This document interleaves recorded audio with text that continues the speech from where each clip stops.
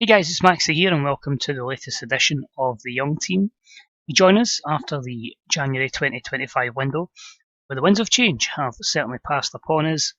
We've saw a number of players leave and a number of players come in, and you can see we're also in a very good financial position now with 10 million in the bank. Nice wee tidy profit of 3.7 as well, and a nice wee spare 20 grand per week on the wage budget, which could come in handy in terms of pre-contracts or potentially summer signings in the future as well. So we'll keep that there. League position, you can see 4 points off Hearts. So we're pretty much in a battle, I'd say, for third or fourth. Hopefully can sustain a good gap over Dundee United. And how they're doing the cup? Well, let's round up the transfers first, then we'll head to that. So you obviously knew Ryan Christie was joining. That is a done deal. We basically went ham on deadline day. So we'll do the outs first to see why we went ham on deadline day. So Josh Ginnelly away to Colchester, knew about. Frankie Kent away to Bradford City, and Charles Dunn away to the Central Coast Mariners in Australia. Jimmy Ferguson out to Dundee to get some loan experience, and then the big one, £5 million, Alan Campbell to Rangers. Got to lose Alan, but I just felt like he's never really going to improve much more at Motherwell, and we kind of play a more attacking playmaker style, so it was good to cash in on him at 26 as well, and he'll go there pretty steady Eddie for us, nothing I would say over the top spectacular. Scored more goals for Rangers than they had in his past 50 games for us. So disappointed to lose Al, but it was time to cash in. And the same with Mitch Clark. With that release clause, I was just itching for somebody to take him, because fullback, we can really replace that very easily. We've got plenty of fullbacks in the squad. And it was Bordeaux who paid £5 million, seeing a nice wee £5 million profit for someone that we had some very good seasons out of. But again, it was just wanting to get some money in the club and letting somebody go. So they two are out the door. And Milivojevic is away to Millwall, and Amir Hodzic is away to Ipswich on loan. So the ends we knew about Ryan Christie. Lewis Watson came in, a young 19-year-old winger from Hearts. I felt like he had a lot of good physical attributes that were very good. A couple of good technicals as well there, crossing and dribbling are pretty decent.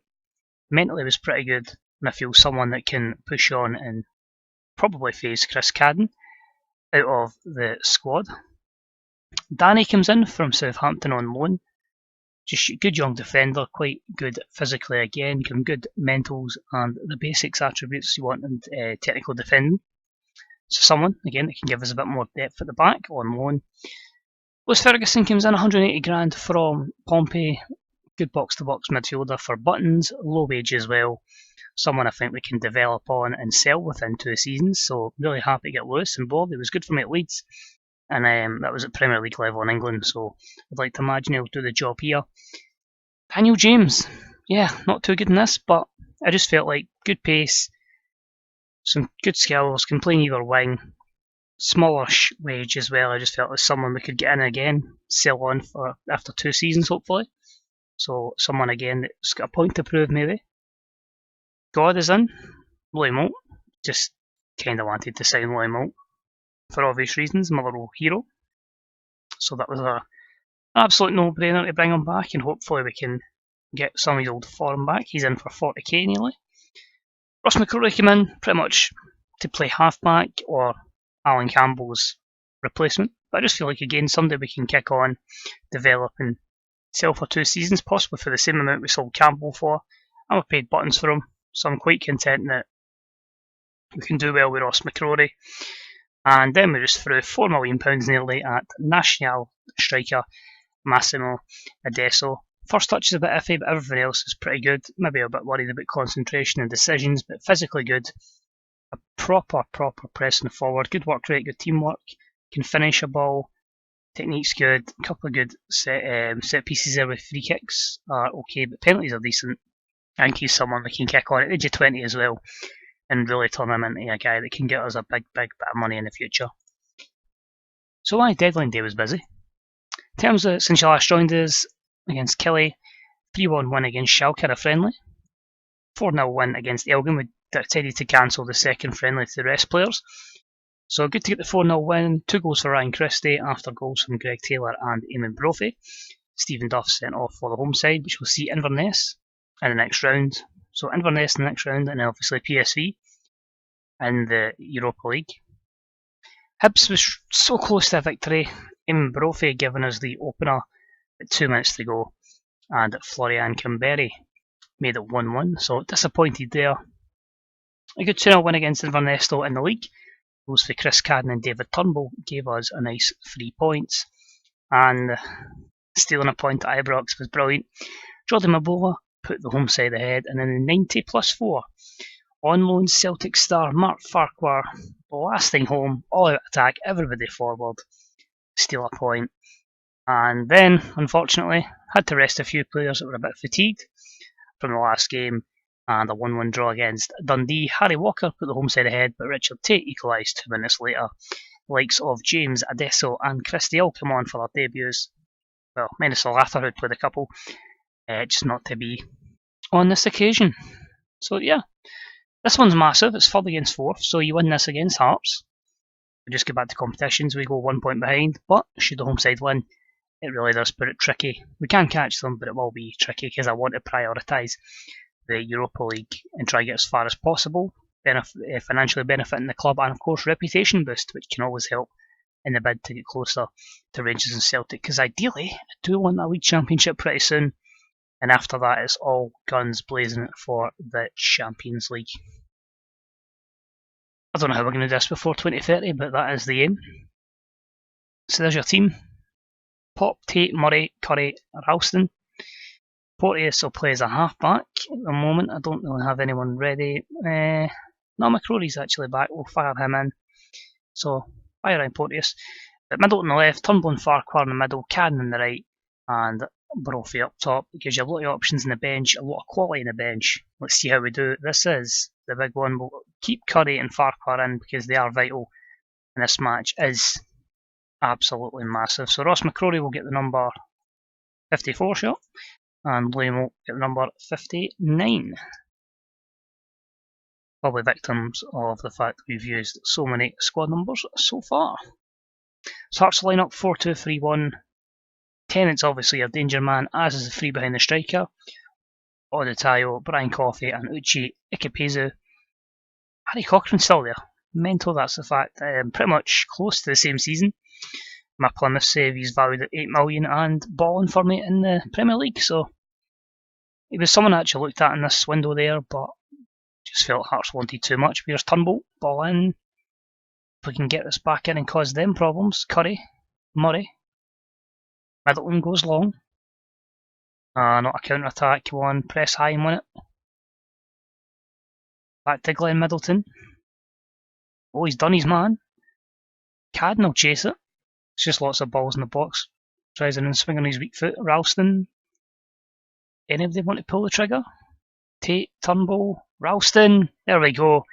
Faulkner makes a bit of a mistake. It goes underneath the keeper. But the assist for David Turnbull to Anthony Ralston. And Motherwell lead after 4 minutes. Nice and simple. You can see there the desire just to get balls in the box. Here's a chance for Hibs.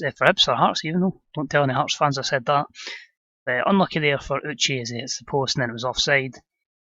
You can see we're up against Rangers and Celtic, way out in front, and Rangers already getting penalty decisions and taking the lead. Here's Turnbull with another set piece. Murray, back to Davy Turnbull, what will he do? Wow. I think it's a bit lucky there. Takes the shot, hits off a Hearts player, and wrong foots the goalkeeper, but it's certainly given the goal to Turnbull, which I don't know if I certainly would, but I'll take it. Another one for a set piece. Brophy's a free run there. Farquhar hits the post. Yeah, it's usually us at 6s and 7s for set pieces, but it's Hearts at the moment. And Harry Cochrane with a chance, and if it isn't for the recovering Richard Tate, that flop there from Pop would give the visitors a chance. Here's White. And he slides one under the goalkeeper, or even into the bottom corner. It's a goal for Derek White. Good assist from Harry Cochrane. It just seemed to go in slow motion there. Not the greatest goal in the world, but goals are plenty here. Cochrane with the free kick now for Hearts. Pop again with the save. And Middleton just gets rid of it. So some good pressure from Hearts. And we'll seek to encourage the boys to try and not frustrate them with the team talk. Come on. Farquhar to Cadden. We play us in for Brophy, but he finds Middleton at the back post. He gets the run. Nobody's seen him. And he puts it in the back of the net. Absolutely brilliant. He's been fantastic for me. Absolutely sensational. He's somebody I would like to try and get 8 figures for. If we could try, because of the way inflation works in this game with the SPFL prices, your Scottish Premiership prices, there's no reason why I can't get about 10, 15 million for somebody that's alright. Wouldn't ever value him at that in real life, and I don't think Rangers would even get that themselves at one point, but that just shows you how this game goes with Scotland. Oh, Middleton's foul, well not foul, but he's lost the ball. Curry, and thankfully, he didn't head that straight to the attacking winger, which seems to happen a lot in this game. Anyway, Middleton will try again, back to Murray. McCrory. Middleton building up well. Gonna drive at the Hearts defence, plays it through. Brophy gets the run in the defender. It's an 18th goal this season for the former Killianakis and Aberdeen man in game. And Hearts' goal difference is slowly disappearing. Turnbull now back to Farquhar on the edge of the area, but is it now going to be a Hearts chance with Coffey? Oh, they've got the numbers, Odidio, and it is Tennant, 4-2. Scott Tennant's 14th goal this season. This is mad. We usually get 0-0s in these videos, so the fact it's a 4-2 is quite crazy. We're going to make a change. It's going to be Ferguson coming on. He's going to play a box-to-box role, just to kind of give us a wee bit of something everywhere. And get him some minutes. I'm probably going to look at taking off. Oh, DT's quite fatigued. Who do we bring on? Give it 80 minutes and we'll make a double change, and it is going to be an opportunity for Daniel James on the right hand side for Chris Cadden. So I was going to make another change there and change my mind at the last minute. Daniel James on the right, and Ryan Christie will come on the left. Both basically, I'm going to try Christie as a Ramdeuter. I keep doing this for some reason. And James an inside forward. No Adesio today. £4 million nearly for Motherwell and doesn't even make a cameo. But yeah, it's just making sure everyone else is up to full speed, so Turnbull will just be fatigued. It's just the way it rolls. But yeah, it's good. It means we're going to be closing up, and I think there's a really high chance we end up as a third force. I think the gap's too big to Rangers and Celtic. That's our own undoing. Poor start. Let's be honest. Let's be rude about it. It was a shit start. It was an awful start. We've paid for it ever since. But you can see with the core of the squad, there is definitely the potential, if we're consistent enough and we can start well, that we can challenge for a championship.